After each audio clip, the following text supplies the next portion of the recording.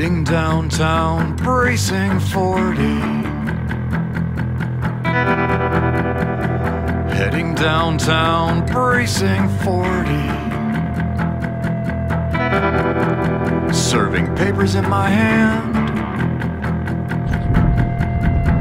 Serving papers in my hand.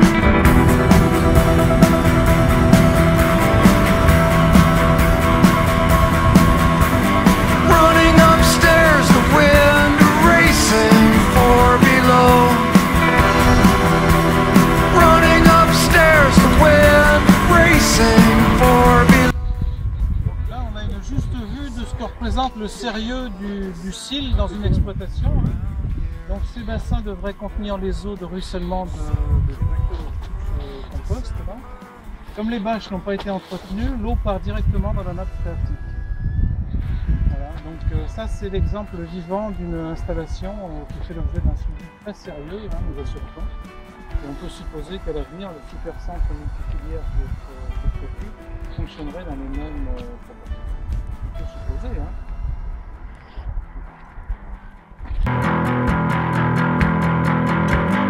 Elevator. 3 ou 4 ans, une bâche sous un bâche à faire. Normalement, ça devrait être changé tous les 2 mois.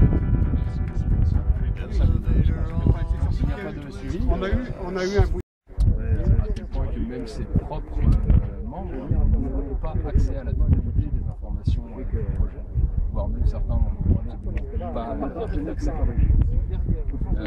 C'est vrai que moi personnellement, je suis quelqu'un qui tient assez à jour au niveau des informations.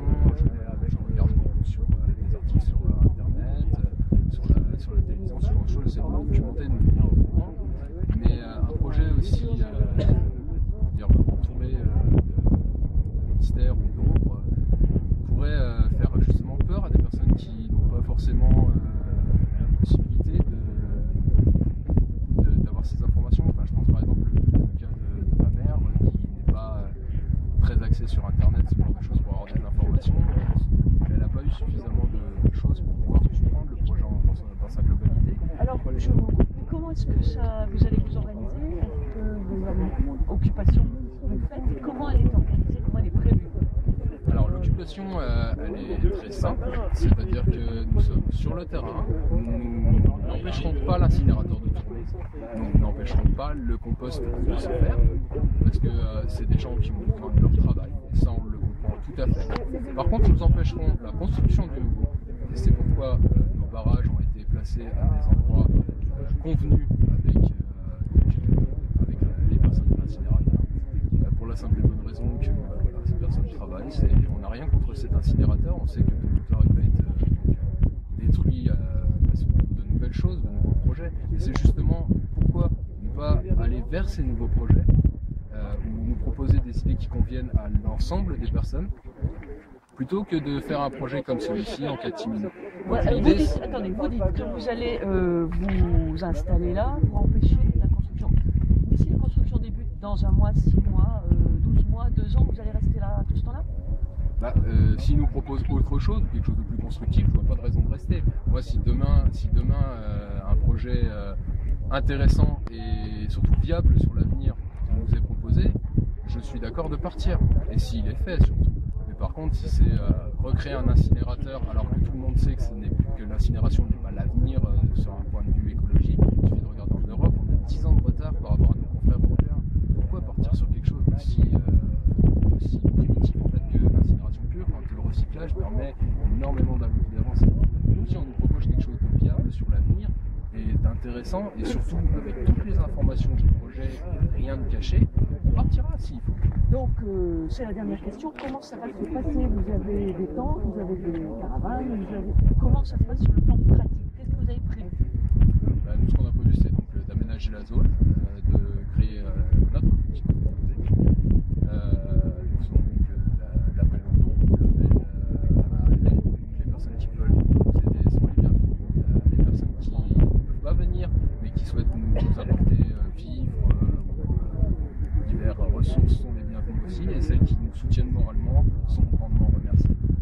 Vous avez prévu des maisons? Comment vous allez vivre? Vous n'allez quand même pas rester en plein air? Bien sûr que si, on va faire du plein air, on sait isoler les cabanes. cabane. Il y a les agriculteurs qui nous offrent qui vont faire de la paille pour pouvoir isoler nos cabanes. On fera des champs s'il le faut.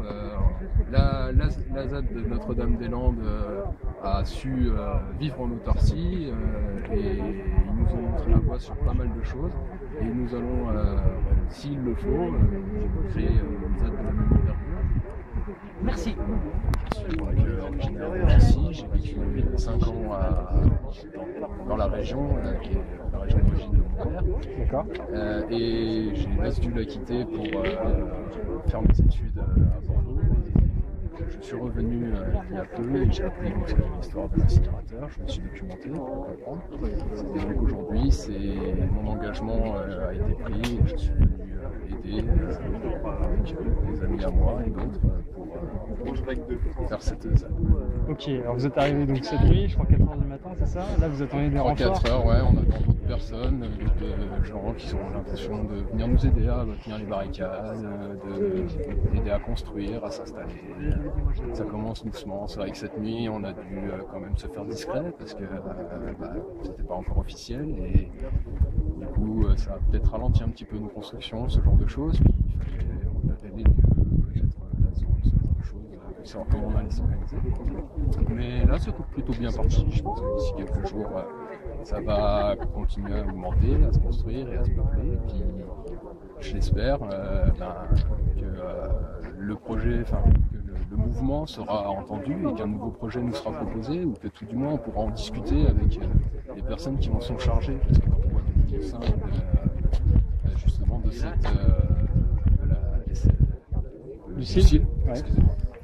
Que même au sein du CIL, leurs représentants n'arrivent pas à avoir les informations du projet, c'est quand même assez aberrant comment le public doit le voir. Est-ce qu'on essaye de nous cacher des choses? Est-ce que ou pas? Enfin, voilà, il y a beaucoup d'incompréhension de la part du public, beaucoup de peur, très peu d'études. Et des études qui ont été menées par Vinci, qui est quand même le principal investisseur dans l'histoire. Il y a des études publiques qui auraient dû être faites, des organismes neutres qui sont spécialisés là-dedans. D'un point de vue environnemental, pareil, il y a eu très peu, voire pas d'études de fait. Il y a vraiment beaucoup de points d'ombre qui nous dérangent. Et aussi le côté, on en a discuté tout à l'heure avec Madame la sous-préfète qui est venue nous voir, c'est honneur. On lui a demandé en fait pourquoi un incinérateur et elle nous a expliqué que c'était celui d'Oléron qui était défectueux, ça on le savait et on comprend, fermer Oléron c'est une bonne chose. Mais pourquoi fermer celui-là et en reconstruire un plus gros quand à la place, je sais pas, on pourrait construire une usine de recyclage, mais le recyclage c'est l'avenir. Il faut voir qu'on a 10 ans de retard sur tous les pays européens en termes de recyclage et écologie. Pourquoi plutôt que de construire un gros incinérateur, on ne se lancerait pas le Paris, la région, surtout la région Poitou-Charentes qui a toujours cherché à être une région dynamique.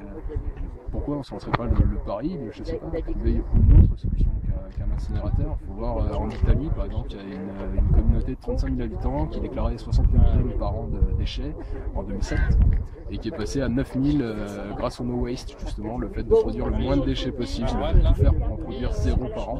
Et il s'en rapproche de plus en plus, en 7 ans la réduction est énorme. Et donc pourquoi pas essayer ça? Et quand on lui en a parlé, elle nous a dit oui, le recyclage c'est l'avenir, on en est bien conscient, mais avant il faut un incinérateur. Ok, mais pourquoi un aussi gros alors? Un aussi gros incinérateur, autant de budget pour au final quelque chose qui sera obsolète dans 5 ans et qui va confirmer la tendance qu'on a 10 ans de retard sur tous les autres pays d'Europe. Je pense pas que c'est la solution qu'il faille primer. Je pense que justement il faudrait que le projet soit plus clair, mieux expliqué et qu'on demande l'avis justement aux gens du coin. Parce que ça. Un référendum? Oui, pourquoi pas. Bon, le maire de Rochefort l'avait demandé, l'a demandé, c'était paru dans un autre journal. Donc pourquoi pas un référendum? Pourquoi pas demander justement aux locaux ce qu'ils en pensent, mais quand je vois le soutien que les gens nous portent, les témoignages par exemple sur Facebook, les gens qui nous supportent, la page de la ZAD, ce genre de choses, je me dis que on est tellement soutenus que c'est qu'on leur demande pas leur avis suffisamment et on les informe pas assez et qu'il y a un ras-le-bol. Il y a réellement un ras-le-bol qui monte. On leur a laissé le temps, On a tout essayé, l'APRA a essayé, les associations paysannes et compagnie, enfin, tous les représentants possibles ont essayé de leur faire changer d'avis, d'avoir des informations. Et en fait, quand on nous a présenté le projet était déjà voté et validé, il y avait juste la signature qui manquait. On leur a laissé jusqu'à aujourd'hui, donc le jour de la signature, pour changer d'avis ou pour renouer le dialogue avec nous. Ils nous ont pas laissé le choix. Nous, on a fait tout ce qu'on pouvait pour ne pas en arriver là. C'est pas un plaisir, surtout pendant les fêtes, par ces températures. Mais voilà, on est investi, on est conscient de l'enjeu du projet pour notre région, pour notre avenir et pour celui des générations futures. Et le pari d'un incinérateur géant n'est pas viable.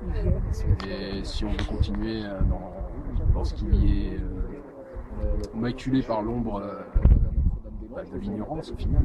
Le projet de serre de tomates, c'est vrai, 150 emplois de créés, je trouve que c'est génial. Je suis totalement d'accord, surtout que la culture hydroponique n'est pas une mauvaise chose en soi, de ce que j'en ai vu, parce qu'on peut produire les mêmes conditions que dans la nature.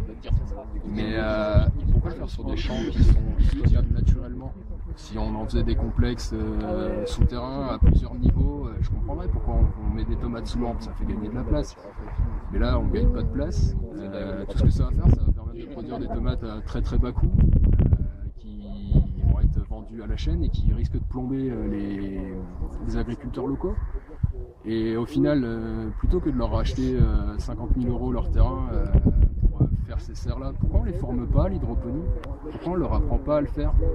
Ces nouvelles techniques de gros rendement, pourquoi on ne les forme pas? Pourquoi on ne leur apprend pas ces techniques d'avenir ou de production nouvelles pour que le monde agricole du Poitou-Charentes dans un premier temps, et pourquoi pas français, se perfectionne et soit aussi à la pointe, sans en arriver à un élevage de masse comme il peut se faire aux États-Unis, parce que là c'est encore un autre débat. Mais pourquoi on ne forme pas ceux qui sont au premier plan plutôt que de prendre d'autres personnes à côté? Il y a aussi cette question-là qui se pose, parce qu'au final, un agriculteur qui vend sa terre, c'est un agriculteur qui perd sa terre. Serving papers in my hand.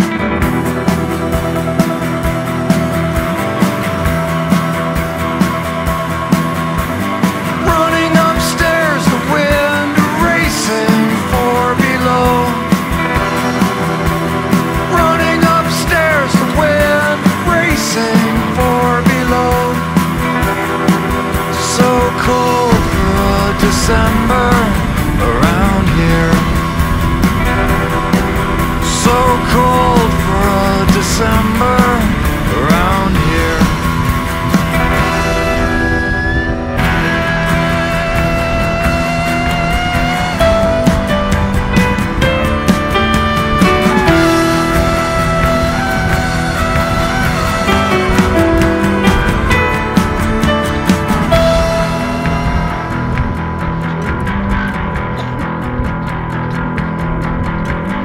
Elevator all packed with low